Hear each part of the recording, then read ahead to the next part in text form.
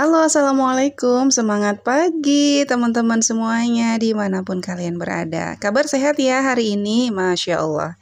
Alhamdulillah Teraska Maya hadir lagi di sini. Semoga teman-teman berkenan ya dengan video sederhana ini. Gimana? Apakah hasil pemilu tahun ini memuaskan? Pokoknya siapapun presidennya nanti, semoga Allah bimbing untuk menjadi pemimpin yang adil dan amanah ya. Dan yang kemarin sempet adu urat, adu otot, bersih tegang karena beda pilihan. Yuk kita main bareng lagi. Di video kali ini saya mau share beberapa alasan kenapa sih sebagian orang, mungkin termasuk saya ya, jarang sekali membeli pakaian. Sebenarnya kan nggak ada aturan pasti ya, idealnya kita tuh beli pakaian tuh berapa bulan sekali sih atau bahkan berapa tahun sekali sih, karena kadang-kadang beda kerjaan juga mempengaruhi gitu seberapa sering sih seseorang itu membeli pakaian. Oke, simak terus videonya. Yang pertama, jarang bepergian. Buat orang-orang yang jarang pergi-pergian, rumahnya itu kayak zona yang ternyaman gitulah dibandingkan tempat-tempat lain. Nah, pakaian lama pun tetap akan enak untuk dipakai. Beda dengan orang yang aktif di luar rumah ya, karena pakaian yang itu-itu aja pasti akan ditandain sama teman-teman. Lain lagi kalau memang orangnya dasarnya cuek ya, mau orang komen apapun, ya silahkan aja. Nggak akan bikin dunianya runtuh juga. Selain itu, rajin mencuci pakaian sedikit juga rasanya cukup aja gitu ya. Rajin atau malasnya kita untuk cuci pakaian lumayan berpengaruh sama jumlah pakaian yang kita butuhkan. Orang yang biasa cuci pakaiannya setiap hari tentu hanya butuh beberapa pakaian aja. Itu nggak bikin dia kelabakan karena selalu ada stok pakaian bersih. Nah, tentu ceritanya jadi lain. Kalau seseorang cuci pakaiannya itu hanya seminggu sekali gitu ya, atau mungkin 4-5 hari sekali. Terlepas dari alasan apapun ya, mungkin karena memang sibuk banget gitu ya, sampai nggak sempat nyuci setiap hari, atau alasan lain pasti butuh stok pakaian yang lebih banyak. Kan ada ya orang-orang atau mungkin kita sendiri yang selama pakaian itu di lemari masih ada, terus aja gitu cucian numpuk mah biarin aja besok aja. Masih ada baju bersih gitu. Nanti begitu nyari baju di lemari udah, waduh tinggal ini doang, baru deh nyuci. Nah, yang kayak gitu tuh pasti otomatis butuh pakaian lebih banyak lagi. Alasan berikutnya kenapa sih jarang banget beli pakaian? Karena kan makanya cuma sepasang-sepasang katanya. Setiap kita pakai baju kan hanya satu ya, satu bawahan, satu atasan gitu cukup. Atau cuma kalau daster ya dasteran aja gitu.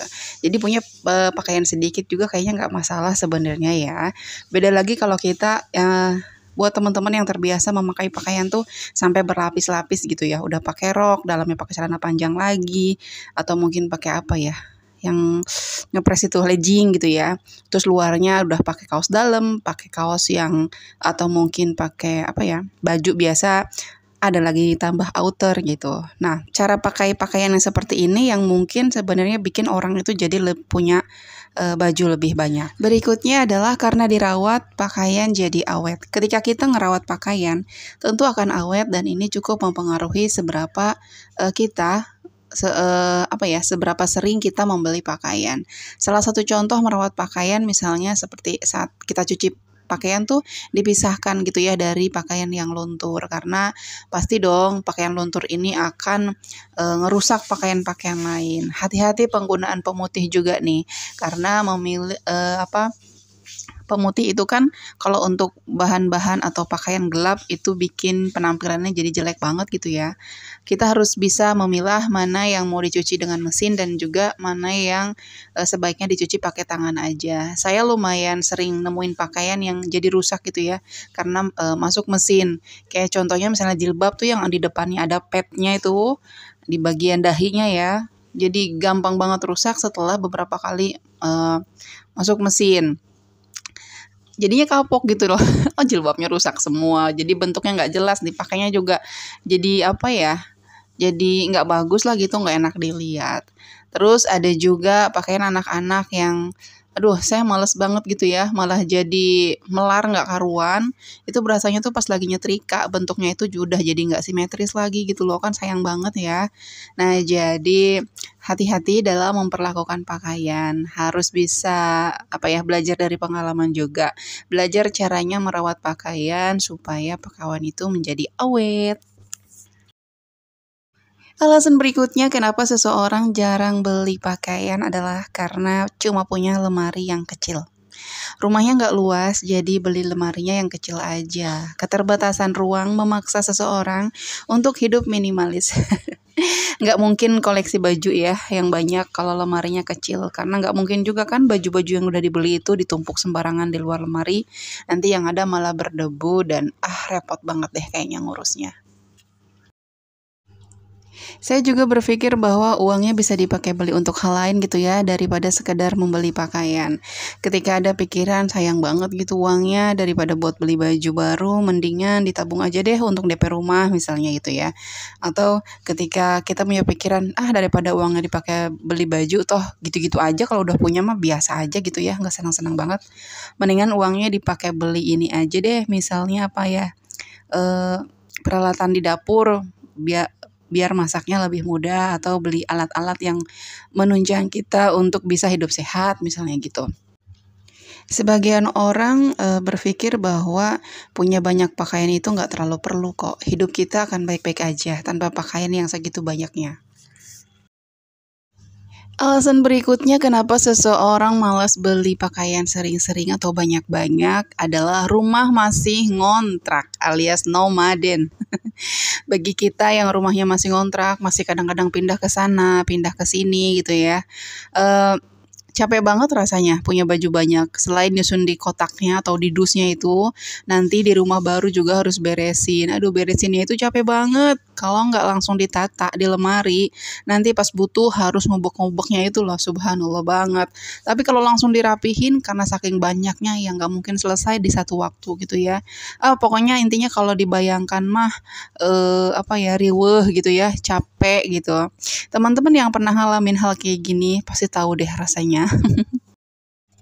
Untuk sebagian teman-teman mungkin ada yang bekerja ya, ibu rumah tangga yang juga bekerja, dan ada yang bekerjanya itu menggunakan seragam, tentu sehari-harinya ya lebih banyakkan pakai seragam daripada pakai baju biasa ya kan. Paling sore setelah pulang gitu ya, pakai baju rumahnya, atau mungkin kalau pas weekend aja, sehari-hari dari Senin sampai Jumat ya pakai seragam. Jadi kayaknya ngerasa nggak terlalu butuh banyak pakaian. Ini juga bisa jadi salah satu alasan kenapa seseorang itu jarang beli pakaian.